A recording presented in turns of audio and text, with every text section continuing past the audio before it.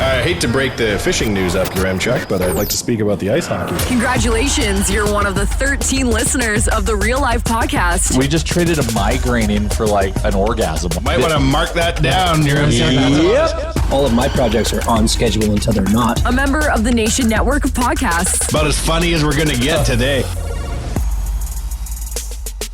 Episode 267 of the Real Life Podcast. I'm Tyler Yaremchuk, brought to you by oodlenoodle.ca, because I'm looking at the website right now and I'm looking at some of the delicious dishes, and you should too. You can also find them, order pickup, order delivery, find them on your favorite food delivery app. Oodle Noodle, noodle related memes. Go to @OodleNoodlegram on Instagram as well. Jay's here. Wanye is here. We have a special guest coming up in just a second here, because if you follow the nation, you would have seen the exciting announcement that was made today. And I'm going to now hand things over to someone who's probably better at describing it than me. Jay, break it down. Give us the Coles Notes version of what's going on here. So our special guest today is going to be Chris LaBossiere from Altitude Investments, a local Edmonton company. So today we announced a partnership with Altitude. They're coming on and joining the Nation Network, and they are allowing us and giving us the resources to help take this passion project that started in 2007 with Oilersnation.com to becoming an even more legitimate hockey sports media company digitally. So we'll get more into details about kind of how this all came to be when Chris comes and joins us. But for us, what this does and what this will allow us to do is create a larger hockey community, build more league-wide content, improve the user experience on all our team sites. Provide more functionality and service the community better with different types of content or tools or whatever it is. So, ultimately allow us to have more fun and do more things like, bringing John Scott onto hockey fights and Frank Saravalli doing a podcast with the Nation Network, do some more like crazy, like in my mind, like legitimate things I never thought were possible. Allow us to do more and have a lot more fun with that as kind of these opportunities present themselves along the way. So it's a unique time for us, and we're super motivated and excited to kind of build out this network, this vision that we had. So that's kind of, I can rant for hours about this, but that's, I think, the Coles Notes, unless there's anything glaring there, Yaremchuk, you want to ask me? No, I was reading his online profile, though, and I found out an interesting fact about him that I'm going to bring up. All right, on the Real Life Podcast, this is an exciting guest. This is an exciting time, Chris LaBossiere. I hope did I throw the French accent on that well enough there, Chris? Welcome to the show. Perfect. Yeah, thanks, guys. I'm looking forward to it. We're going to talk about the partnership with the Nation Network. We're going to talk about all this stuff. But when I was reading your profile on Altitude Investments website, there was something that jumped out to me that I want to ask you about before we get into anything. You have roughly $8,000 in Canadian Tire money. What are you saving it for?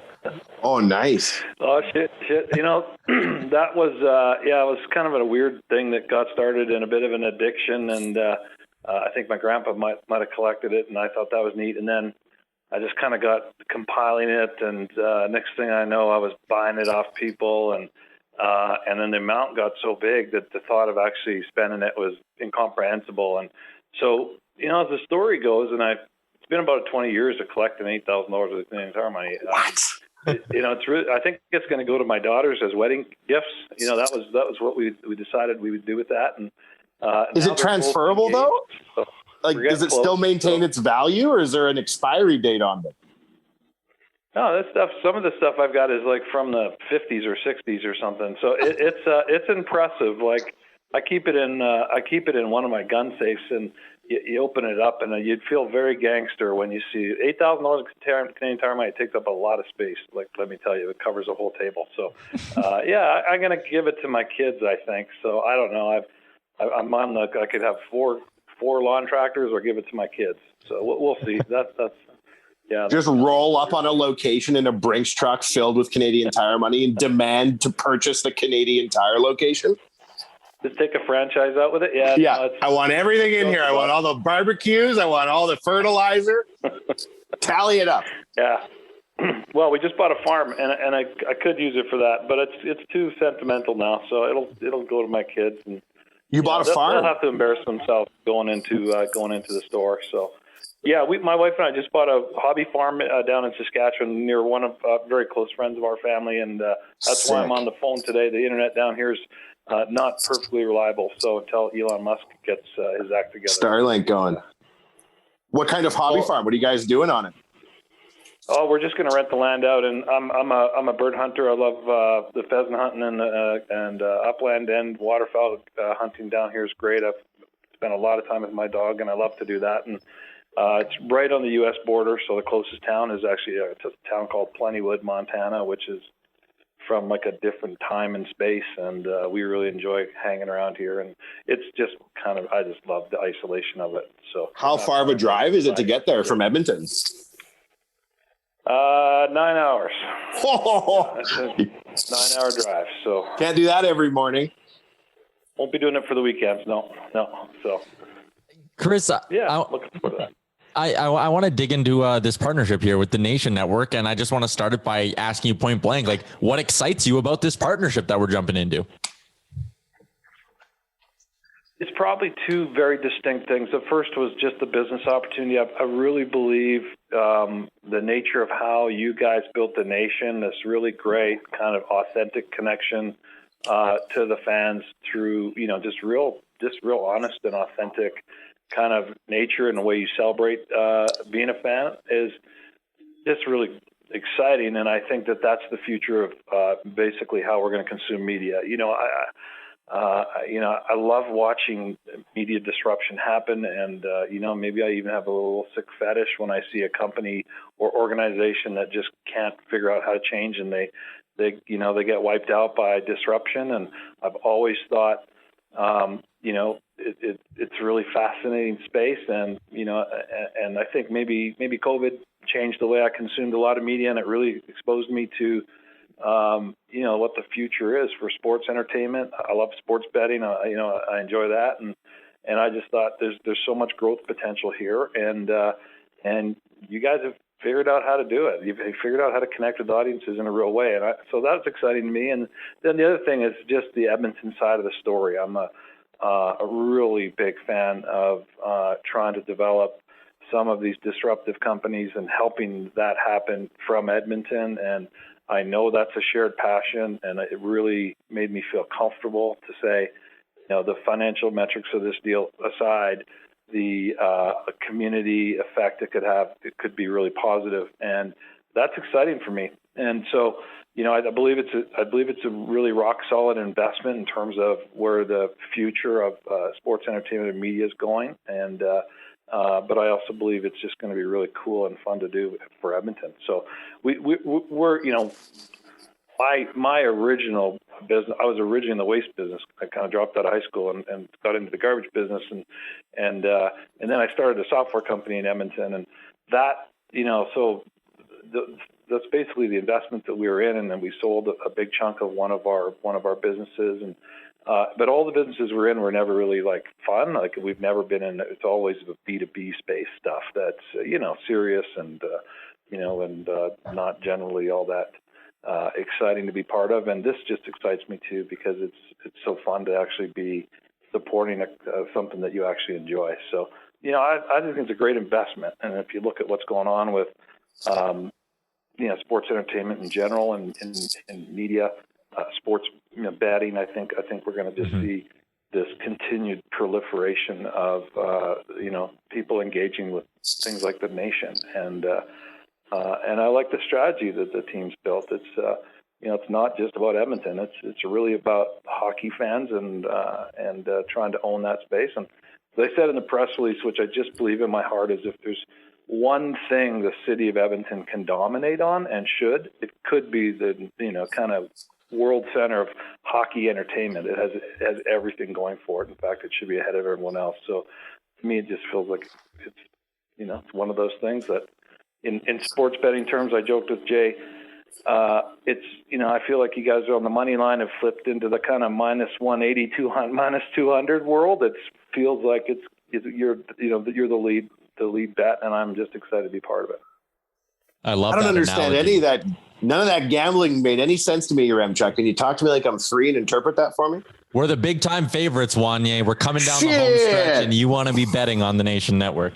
Shit. Chris, there was something in there about your story that jumped out to me that I want to touch on quickly. You went very quickly. You said, dropped out of high school, got into the garbage business, and then began an IT company. That feels like three rather significant jumps. Can you take me through your story and how those three, like the timeline of those three, what sort of happened in between, all of that stuff?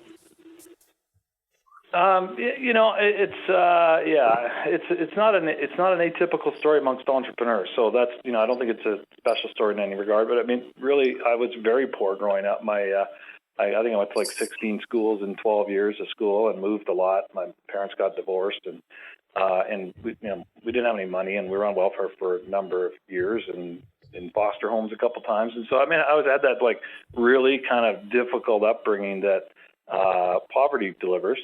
And so didn't have, really wasn't disciplined enough to stay in school. And the first kind of opportunity to make actual real bucks was driving a blue box truck and, for a garbage company in Edmonton. And I was either going to be a bartender and, end up in jail, or I was going to have to get a real job. And so that was my first job, and stayed in that business for 17 years. And the great thing about the waste business is you don't need an MBA from Queens to work your way up through that industry. And I was very ambitious. I wanted to, create some security for my family. And, so I stayed in that industry for about 17 years. And then I just, through a friendship, I got to know Don Reap, who was my partner at Yardstick when we founded that. And we were both getting our POTS license at the time, and we became friends. And we said, we wanted to build an online property for people that were studying for their pilot's exam, and we started this online exam prep company, and very rapidly grew that into, at one point, we were the largest Canadian online exam and testing company for exams and exam software, and then we also have a online training business. So that that just happened fast and organically because of the timing. We were lucky to be, and he was a developer and I was more of a business developer. And so together, that partnership was just amazing.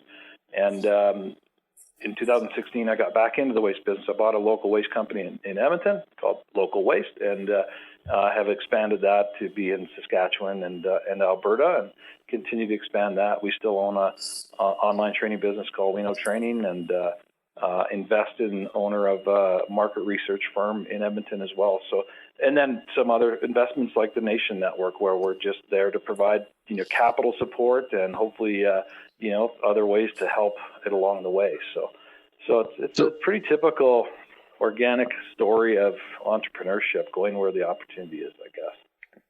So this was all based off the back of a passion for aviation? Yardstick was for sure. And it was always in the DNA of the organization around us, because Don and I both like to fly, and that was that's why Altitude Investments is called Altitude Investments, and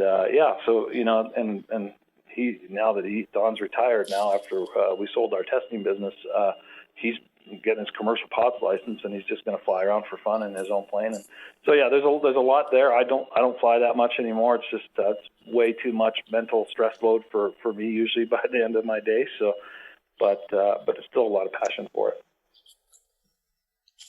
Fascinating stuff. It says in the release, like the first in the press release, the first big bold thing is, as longtime citizens of the Nation Network. And we were chatting a little bit before. You listened to the Chumgate episodes, so you're familiar with how this podcast works, right? Like, do you have a take on that Chumgate incident and all of that? Well, so first of all, I mean, in full disclosure, it was really during COVID when I really started to really learn and look and understand it. And I started listening to this podcast on walking my dogs at night. And I just, there's very few things that get me to that point where I forget about everything and I'm just laughing out loud. And, but Chumgate, I listened to driving down to Saskatchewan yesterday because, I've heard Jay tell the story and talking to some of our team, and he always he'd say that was one of the funnier or more definitive arguments or points of debate in the podcast. I got to tell you, I mean, actually, my wife just told me walking in here. She said, "Well, make sure you tell them that we don't think Chalmers cheated." You sure did. Bullshit. All I got to say is this: I think Jay went that hyperbole argument. I think from the first episode of the podcast when he had this unfettered ability to go after Chalmers, he was pretty strong in his words, and I think Chalmers has good reason to be a little pissed off at that. But I know it's a great debate, and but I'd probably say I'm Team Chalmers on that one. Oh wow! And Chalmers couldn't make the podcast today. We got this deal. Yeah. Now full disclosure, the truth comes out. Well, hey, I respect you listening. I respect the fact you found it entertaining and somehow got misled by Chalmers in his defense and bought into what he had to say, but I respect it. I respect too, Chris, in the story of what you were explaining to us. People who make their own lane in life, right? Like, to me, it isn't a straightforward transition to go from being like a waste management executive into being a software executive unless you truly want to do something. You're on a mission, right?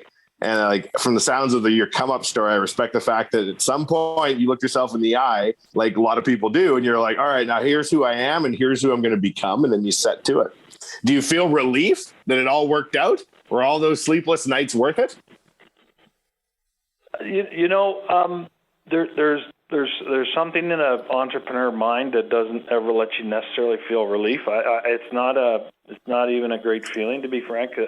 Quite often you just always feel like you wish you could somehow slow it all down. And, so I certainly feel thankful and grateful. I mean, it's provided a lot of opportunities for, our families and shareholders and the people that work for us. And that's really important to me, is that, some way we certainly feel like we're building something. And so, yeah, it's fun, and it's given me lots of opportunities to do really interesting things, which is also fun. And supporting community or charities in other ways is an offshoot of it. But yeah, I'd feel some relief, but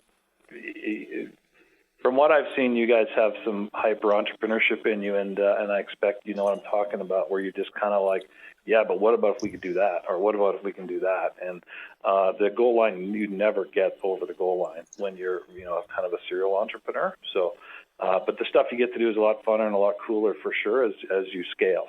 And I'm really interested to see how you scale this, because I think this is actually the really interesting part about this is how do you scale this idea? And I would know how to do that with an asset-backed industry where you require capital, like the waste business or a software business. We certainly learned how to scale that. But how do you scale this concept of engaging with an audience? And more specifically, the most special thing about what I think you guys have is this authentic connection with people. How do you scale that in other markets and maybe some of the other sports or whatever? And that's going to be really fun to watch, and hopefully we'll help capitalize that. And unless you guys go piss all our money away on beer or something, but I think we got that legally. We have our own beer, Chris. It's an infinity machine. If we buy our own beer, technically we're working and earning revenue. It's genius.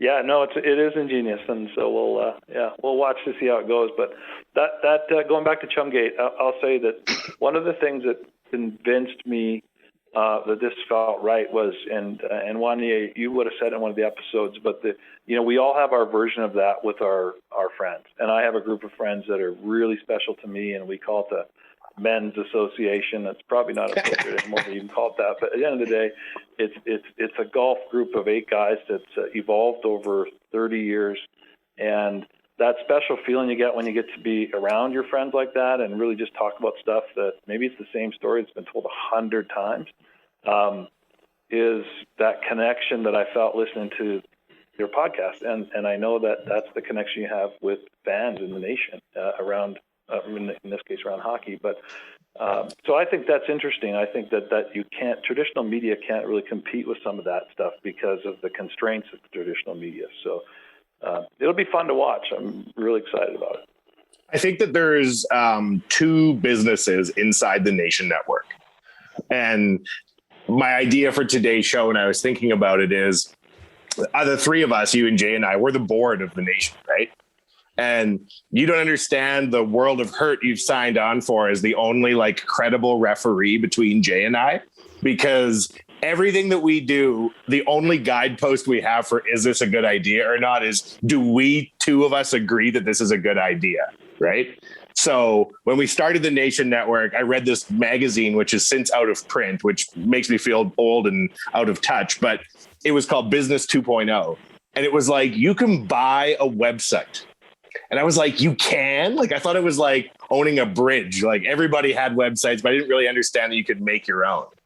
And it was like, there are people who make websites and sell websites and earn revenue. And it isn't $100 million. Like there's $100 website out there that may earn $10 a year, or up to $100 million website that earns $100 million a year. And this was probably in like 2007, Jay, 2006, the first time we started talking about it. Do you remember talking about it to start? Yeah, you had the magazine in your hand, and you're like, I'm reading probably this had read article. it, Chris, like a minute earlier, and went and found Jay. It was like, I have brand new information. Yeah, listen, you're like, we got to build a website, and we're like, okay, that's great. Well, what the hell should we do? Because we didn't know anything about, we knew about websites and all that stuff, but we just exactly as said, it seemed like a Herculean effort to get in. Oh, sorry. All good. Yaremchuk. Yeah. Government. We're talking business talk. So government names come out. Real life. All good. Keep going. Yeah. No, all good. And when we kind of did like, well, if we're going to do something online, it's got to be something we like. And so we kind of did like our SWOT analysis and kind of core value analysis, and all roads led to hockey. So then it was like, great, we've got an idea for a business. Now let's create a business plan. And then the objective of the business plan was very simple. I still Season have the tickets. business plan. I saw it, Jay, like a week ago. I still have the hard documents. Go on. We should put it as an NFT and sell it. Yeah. Non-fungible. Very topical. It was the goals of the business plan were simple. Get us season tickets to the game, make our car loan payments, and be able to pay for our golf memberships. If we could build a business, richest men we'd ever heard of. Yes. If we could build a business that could generate that, we've made it. How much does this cost? We have no idea. Works out. I hope I can afford seasons tickets if this thing works out, but I still think that's out of my reach. We've looked, but we'll hopefully score more tickets as part of the group. But it's you don't know. Like when Don and I started Yardstick, we kind of had already started the business. You know, it was really more of an exam prep. We had about 10 different websites that sold the exam prep, and there was a business planning competition that was put on by Tech Edmonton and called Venture Prize in 2006. And we were like 4 months late. We didn't go to any of the seminars or anything. And we had 10 days to put a business plan together. And same thing, still got it, 30 pages. And we won the thing. There was 120 companies that were competing for the Venture Prize. And in 2006, we won it with our idea. And that just light went on because it was a hobby for us. I was still running a garbage, I was Western Canadian vice president for a garbage company. Don was a CTO at another company. And that was like, holy shit, this, like, we might actually have to do this because it's too real. And thank God we did and had the confidence to do it.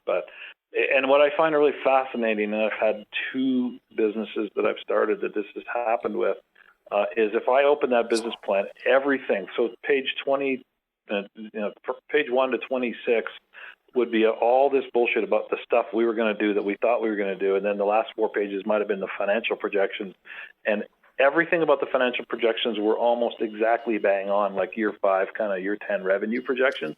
But what we were doing to get it was totally different. And I think that's probably true for most startup journeys, and especially something like the Nation, where you don't know where this is going to take you. But if you keep your audience and the people that you serve, the fans, If you keep giving them great content and stuff, the opportunities are going to probably surprise you where they come. And, and obviously this is a big industry. So, I think the opportunities can be very big, but I'll blow your mind with I'll blow your mind here, Chris, with a cross fact. We didn't get to talk before the show, and I was going to clear this with you to tell you the story. So if you don't like the story, the shit ain't live. We can stop it. We can erase everything like Stalin used to do back in the day. Are you ready for this? I don't think so. When did you win the venture prize? 2004, right? 2006. Okay. So 2006, in my TELUS bill at my family house, because I still lived at home, right? They broke down like the venture prize winners or somehow. And I heard about your company, right? And at the time I was like freshly out of university. And part of my time was Jay and I were doing bars. We were young, we were doing bars, but I also had a job in quantitative math research, right? And I was like, I got to do, like, in my mind, Edmonton's going to have many hotshot startups come out of it and like smart people doing crazy shit. And I got to get onto one of these rocket ships, right? And this is really before the internet, right? Like largely. And so I heard about the venture prize. So like one of the first emails I ever sent in my life was to you guys. And I was like, hey, if you ever need an unpaid intern, because at this point I'd sold a company for $5,000 and thought I was the richest man on earth. And I was like, if you ever need an intern, and like 3 weeks later, someone emailed me back and was like, nah, we don't need any interns. And I was crestfallen because you'd won the venture prize. I was like, these are the smartest people around. And I'm going to work for them like Starfleet Command. So it's interesting. We ended up having, just before we sold the testing side of that business, we had 10 psychometricians on staff, like PhD level psychometric consultants and experts. And that was mind blowing to me. So I don't know if you would have made the cut even as an intern, Wanye. Oh, yeah. Probably not. But other Wanye, don't worry about that guy. He's got all sorts of shit on the go. But look, that's a good story, everybody, because that's pretty crazy. Yeah, the world is small, right? Sorry, and man. B, it's all good. Look at it. Real small. Truth be told, Chris, if I'm picking between unpaid internship or the transaction that we just laid down, maybe it was best we waited. Maybe it's best to put it down the road a little bit. I met a guy one time in San Francisco. Yeah, I met a guy in San Francisco one time, and he was one of the heads of WhatsApp. And he told me this crazy story about how the guy who started WhatsApp applied to Facebook for a job as a senior engineer when the company was still small. And like basically in his mind, Zuckerberg personally declined him employment, right? And he's like a Russian engineering type, like super stubborn and angry all the time. But, the guys who actually get shit done. And so he started up WhatsApp and like was consumed with how he hated Zuckerberg, right? And he was going to show Zuckerberg one day, and he was going to make WhatsApp huge and tell Zuckerberg that he is smarter than he ever would be, and how dare he. And sure enough, Facebook contacts him and Zuckerberg wants to buy WhatsApp. And he went over to Zuckerberg's house to negotiate, and they hadn't met. And he was just like, Zuckerberg, you asshole. One time you were going to have I was going to work for you, and you told me no. And it made me so mad. I went and started WhatsApp. Zuckerberg looked at him and was like, well, you're welcome. He's like, what do you mean? He's like, well, maybe that was the fire you needed to light under your ass. Maybe we wouldn't be sitting here. And the guy was like, I was so confused by whether or not I liked Zuckerberg or hated him. I realized he was way smarter. Isn't that a funny story? And he lowered. Is there going to be a parallel between your email to us in 2006 and that? Because if that is, then that's the job's done. I'm glad we could inspire you the way we did. I don't remember the email. That was my first. Don probably said no. No, I'm joking. But that was my first foray into trying to be in tech, literally. Until that point, I was like, what could I do? I used to do safety documentation software when I was 19. Oh, yeah. And I was like an intern at an accounting firm. And my job was to go clean out all the filing cabinets at a software company that had gone out of business. And I rolled in there and I'm like 19, like looking around. There's all these staff there and they were all about to be laid off. So they were just working out their final days. And they're like, who the hell are you, you punk ass kid? And I was like, I'm here to clean out all your filing cabinets. What kind of company is this? So they like sat down and gathered them all together and they told me their story. And I ended up taking their contracts. They had like a file folder of all the contracts they provided. And I was like, I'm going to do this on my own. And then I went out and did that. Right. I think that like software is we were born in an interesting age where if you know how to code, you can sit in a room and you can invent whatever it is you want. Yeah, that's, but there's the world's littered with people that think that's really that they being able to build it is the easy part. But like I'm of the thought there are no new ideas, and this part maybe why I love the waste business so much. I mean, it is. I like to say it's a simple business. It's just not easy. And software, I mean, I can't tell you how many people I've met that were like, oh, I've got this great idea and no one's doing it. And I'm just like, oh, somebody's doing it. Somebody's doing it better and they got better access to capital and they're probably smarter and more patient or No.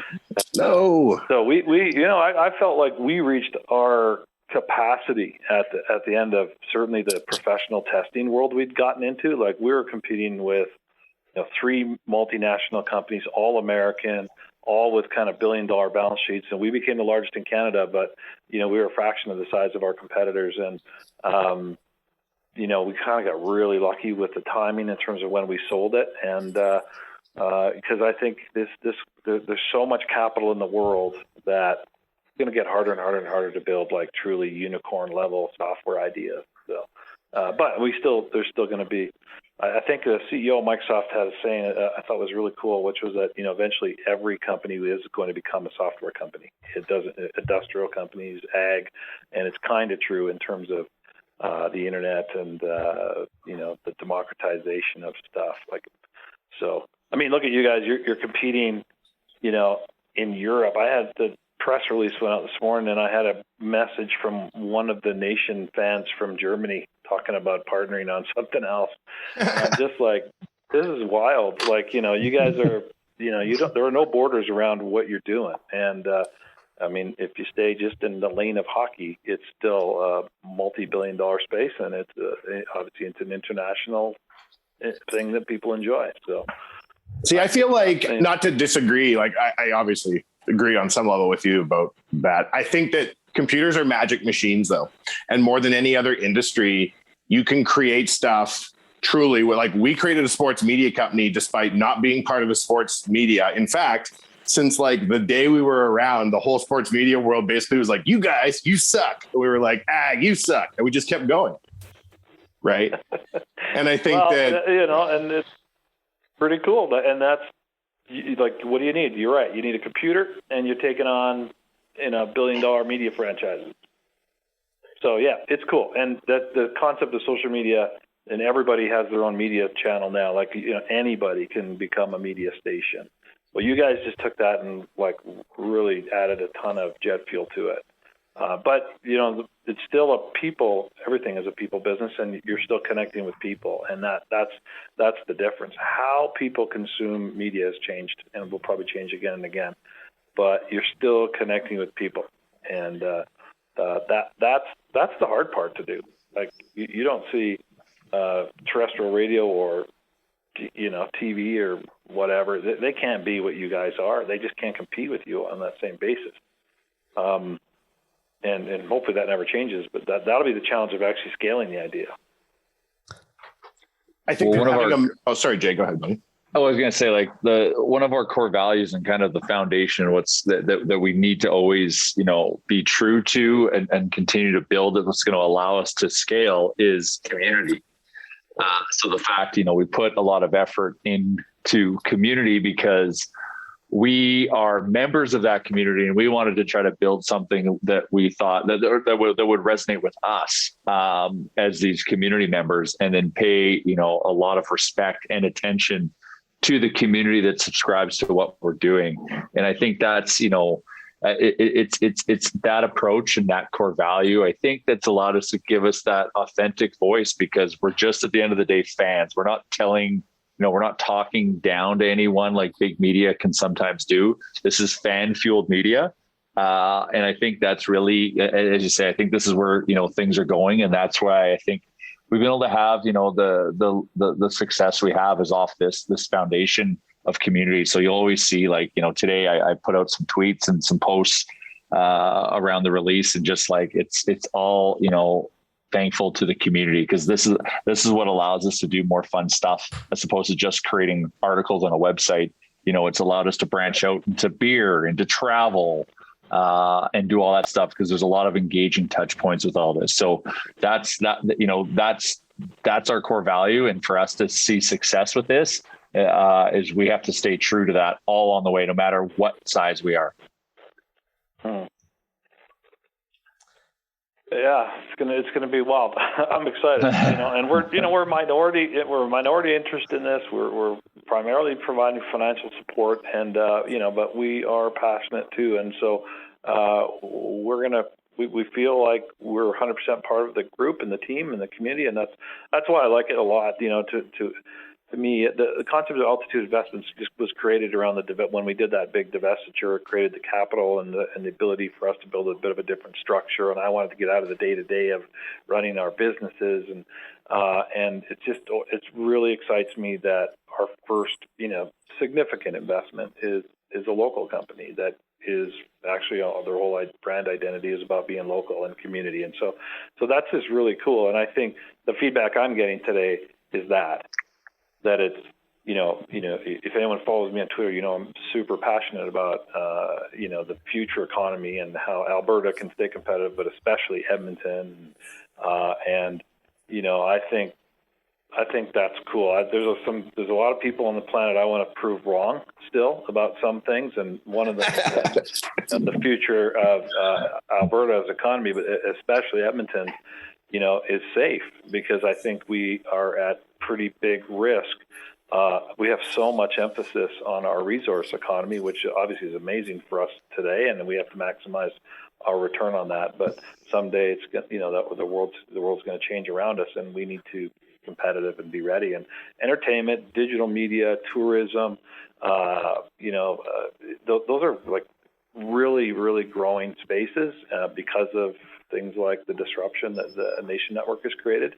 And I think the timing here is perfect. And then, you guys have a really good vision in terms of attracting some of this talent. And I know that's what some of our capital will help fund, is the ability to go out and partner with some, really great content creators, so the fan experience gets better and better and better as you go along.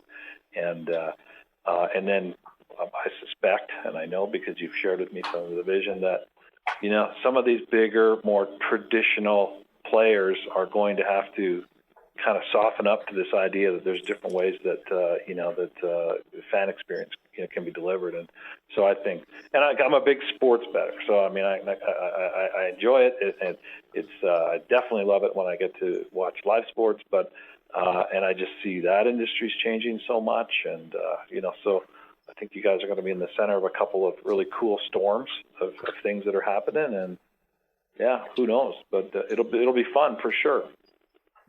Chris, sorry, go ahead. No, I was gonna start wrapping it up here. Wanye, if you have anything else to chime in with. Well, yes. What I was going to end with is say, would you be interested in coming back on this show and periodically having like a version of our board meeting where maybe we don't talk about like, hey, Wanye, if you get sued one more time by Gary Bettman, I can't keep you out of Honduran jail. But like, we'll leave that out of it, but like the rest of it, and just kind of keep people in the loop about what we're trying to do for the next little while. Because I think we're about to do some pretty neat stuff, and talking about it with a business professional rather than the usual, you listen to this show, we're yelling at each other about fishing. I think it'd be really interesting for people to listen to if you wanted to come back. I'd absolutely love to. This is fun for me, and I would get great enjoyment from it, and I'm grateful that you think that would be interesting. And for sure, when I listened to episodes over the last year and stuff, it is kind of neat when you can kind of pull back the curtain a little bit for your fans to see that it's not just a bunch of fans talking about hockey or fishing. And I guess I just want to be clear that I think that you have to, that is why people listen, but to see the plan emerge and stuff like that, and for sure, I'd love to do that and be neat. Chris, sorry, what you're one more final thing. You'll like this just a little at the end here. Okay. You said, don't blow all your money. And Jay, I'm going to say this on the shows that I have a permanent record of it.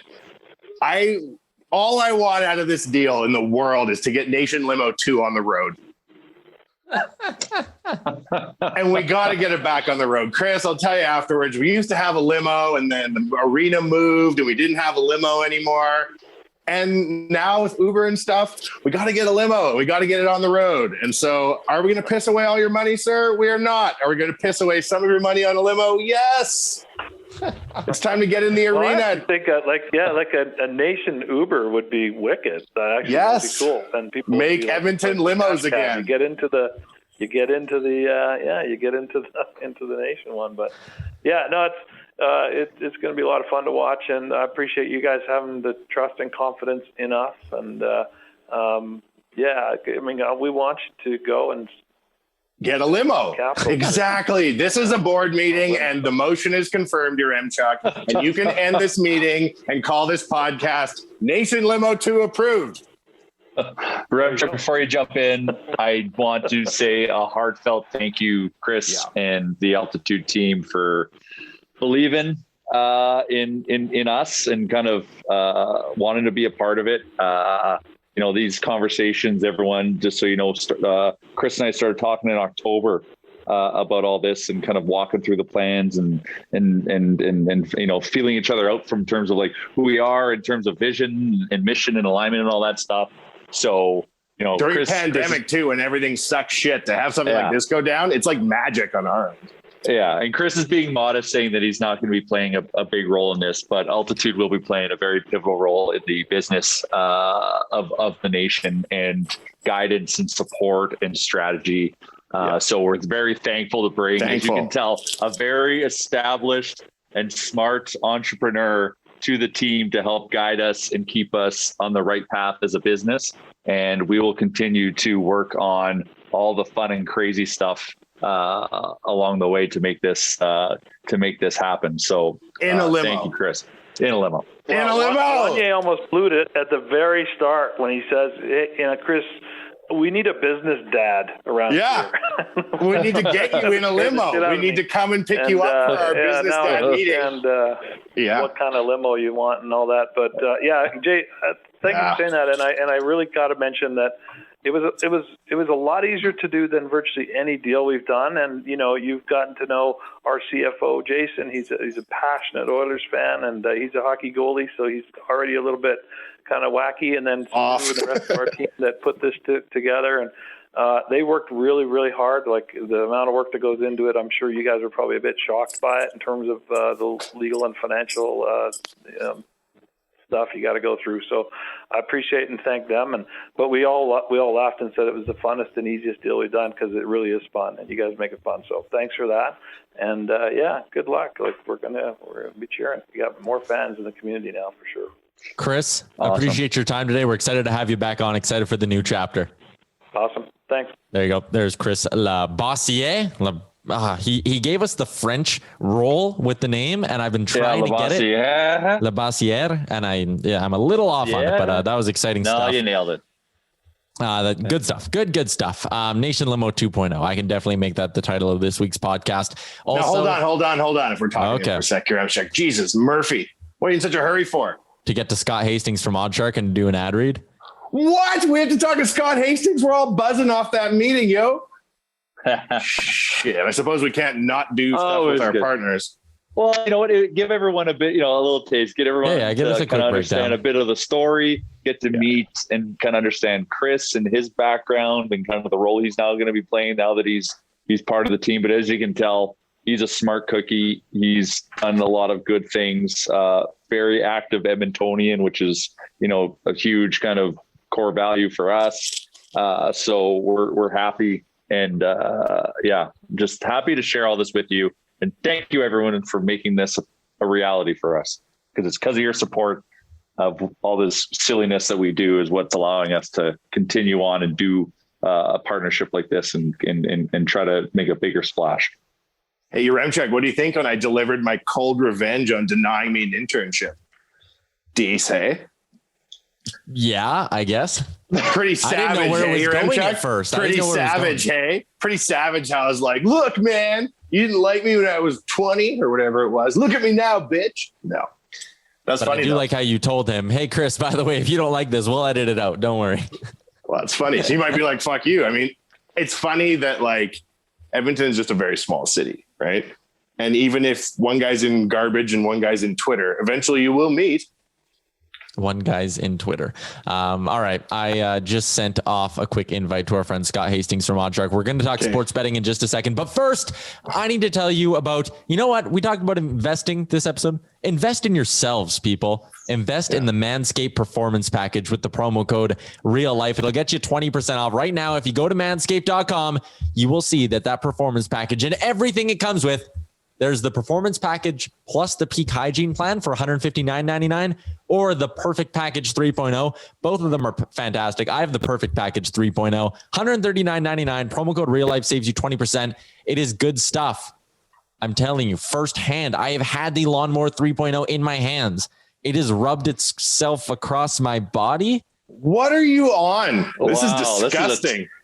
Terrible visual. This is disgusting. This is our investment episode, Yaremchuk. You're talking about shaving your ball sack? Yes, because Manscaped, that exciting. 20% off with the promo code REALLIFE. All right, let's bring in our friend Scott Hastings now. From Oddsshark, everything you need to make the sharper play, Oddsshark.com. Scott Hastings, what's up, man? How's it going?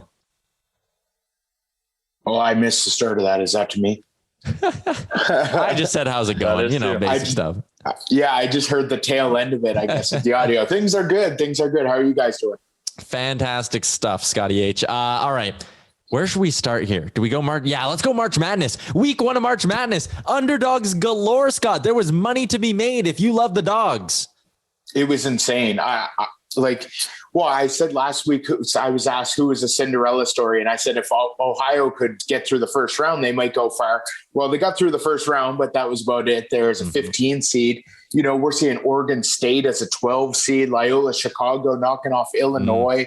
And that Midwest bracket absolutely murdered everyone's brackets, busted it wide open. It was super exciting. I don't even know what the final tally was there for the carnage of the underdogs, but at one point they were hitting, it was like 28-20. I think they were, weren't they? Yeah, it was something insane like that. Yeah, 20. It ended. I think it ended a little under like 500 straight up wise, but because of the payouts, like it was nuts. Yeah, absolutely. Well, you get some of these plus 800, plus 700 dogs. As I mentioned, or like Ohio State losing as a 2 seed to Oral Roberts. I think Oral Roberts had to be plus 900 on the money line. So pretty wild one. Definitely something we missed last year. That's for sure. No doubt about it. So now my question as we roll into the second weekend here is there value to be had when you're now betting on one of the, like, are any of these underdogs that have made it through, are they getting overvalued now? Like, is there a situation like that? Or are there underdogs that are good bets again? Yeah, I think there's actually a lot of value still to be had. Of course, Gonzaga is, they're pretty damn good, aren't they? You got, they're averaging over 90 points here in the tournament, put up 98 in that first game. Thank you. Come again. Just mashing people. Have 4 players averaging over double digits for college hoops is very incredible. So they're plus 140. I guess there's still a little value there, but it immediately drops right off. Baylor at plus 450, Michigan at 9-1, Alabama at 10-1. So there's still a lot of value. I like Houston at 10-1 to come out of the Midwest. I think they cruise through Syracuse pretty easily. And then they're either going to have Loyola Chicago or Oregon State. I think those are both winnable games for Houston. And then they just got to deal with whatever comes out of that East. I think it's going to be Alabama over Michigan. And then so if Houston can get to the final, at 10-1, it's definitely worth a shot, but it's definitely going to be hard to knock off Gonzaga. I don't hate anyone that places a bet still with them at plus 140. I have the Zags winning in my bracket. Yeah. I also have Houston meeting them in the finals. So I'm liking where my bracket's going right now. Yeah. That's a good call for sure. I'm going to put you on the spot with this one because we didn't chat about it before, but have there been any trends like over under wise, first half over under wise? Like, is there anything like that's been like an overwhelming theme so far in March Madness, or has it kind of been just sort of up in the air? I think just the underdogs hitting at such a high rate. As far as the totals, I haven't seen anything too crazy. A lot of unders in the first half, just And maybe that's because I've had a few overs that looked dead at the half and came back. So maybe it's just fresh in my mind that it seemed like there was a lot more unders in the first half. But I feel like the totals have been pretty close to an even split on a 50-50. But the dogs barking both straight up and against the spread, they've been red hot. So I think that's really the main story. And I don't think that continues as we go forward. I think the favorites are going to cruise here, especially in the Sweet 16. I think a lot of the chalk's going to cruise through this one. Let's switch gears and let's talk a little hockey betting. I want to start with the Leafs and Sens. And for me, the Sens now have won 2 in a row. They've done the Oilers some huge favors when the Oilers have been, sitting in their hotel room playing cards and whatever they're doing. Their chances of making the playoffs are increasing because the Flames can't beat the Sens. But now I'm looking at that Sens team. They've won 2 in a row. I think they're a team that might be due for a loss right away here. So would it be smart to maybe fade the Sens for a little and they're going to come back down to earth? They're just one of these scrappy.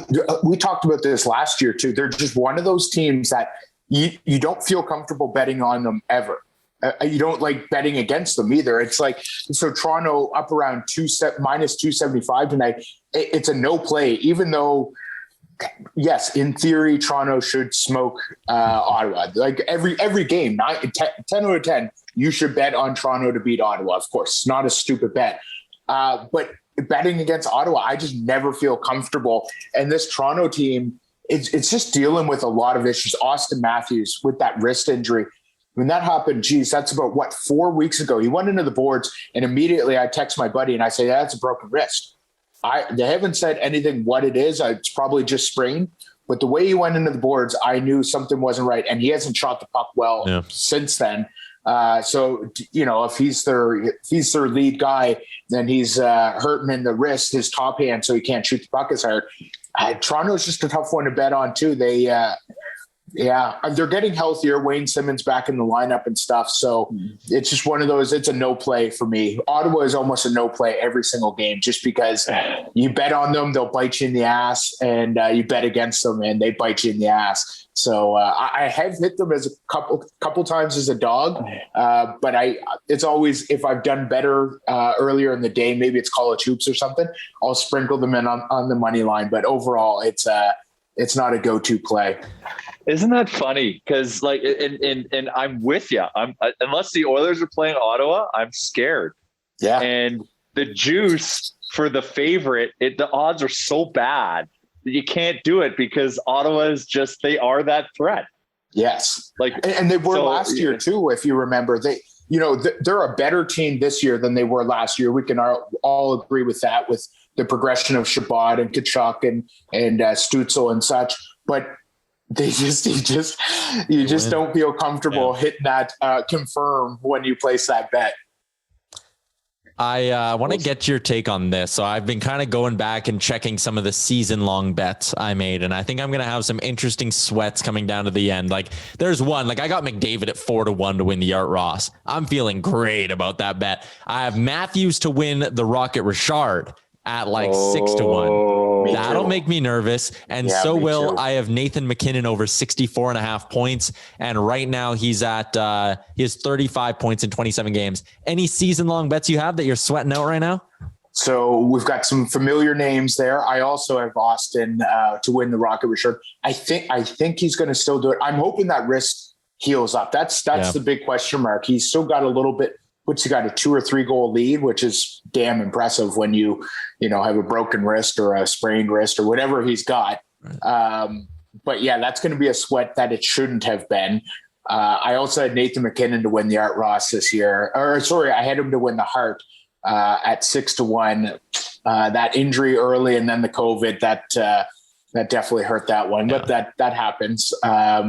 So yeah, I think you'll be okay on the over though on his points. I think that Colorado team is going to start really clicking. And they have been clicking over the last week and a half, 2 weeks or so. So I think you might be okay there. It's going to be fun though. And Art Ross, the only thing that puts the Art Ross in jeopardy for Connor is his teammate Leon Draisaitl, right? Of course, that's always one to watch out for. But no, I think you might be okay there for a little 3-0, huh? McDavid and Matthews tied right now, 21 goals apiece. That'll be a fun one to watch. Let's get to our the fun part here. where we try to put together a parlay that will win. Well, let's talk about last week's parlay. Oof. Oh, that was ugly. Can we not? I was thinking about it though, like football season, and so far in those parlays that I give have been hitting close to 60 plus %. 65% yeah, that regression had to come, and sure enough, a reverse sweep on an 0-4. That's it's pretty ugly, boys. That sucked. Well, all the Oilers games have been suspended this week, so or postponed. So I haven't done much sports betting. So I am itching to hear what you got for us. A fade parlay. I'm gonna do 2. I'm gonna do the opposite. Yeah, that's right. Yeah, that's a good choice. All right, we're going to go with the Red Hot Rangers against the struggling Flyers at that's minus 115 or so. Of course, shop around, find your best line. So I like the Rangers. I think since Panarin's been back in that lineup, that Rangers team was one that a lot of people had a lot of high hopes on, and they sort of were just scuffling along, and it looks like they've put things together. So I like that one. For my little juicy favorite, I go with Washington over the Devils. Okay. I think I like the Devils. I play them all the time, either play them or against them. But I think the Caps are just on another level here and should get the job done. For our underdog or a puck line, if you want to choose, if you feel the safer route, I got the Red Wings over the Preds.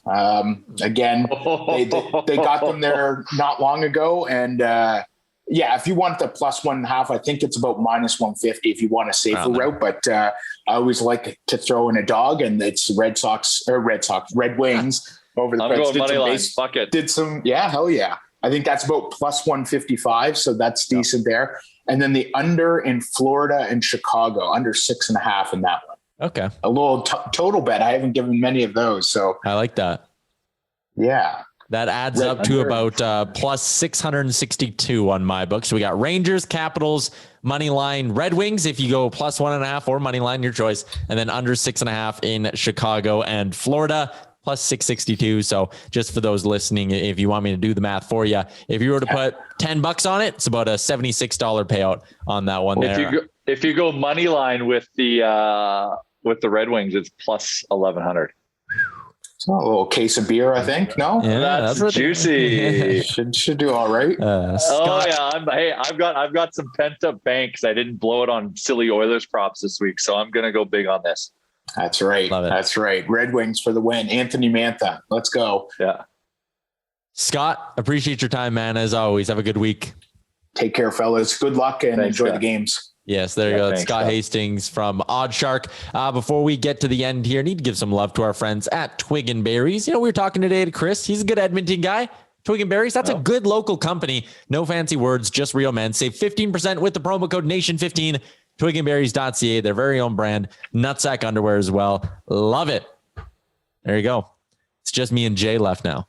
Everyone else is gone. 2-man band. Everyone left. Wanye doesn't like to talk sports betting, and then we boxed out Chalmers from talking. Well, I'm actually glad we boxed out Chalmers from this episode because of Chris's take on Chumgate. But we were worried that Chris was going to start telling stories about himself to business Chris. And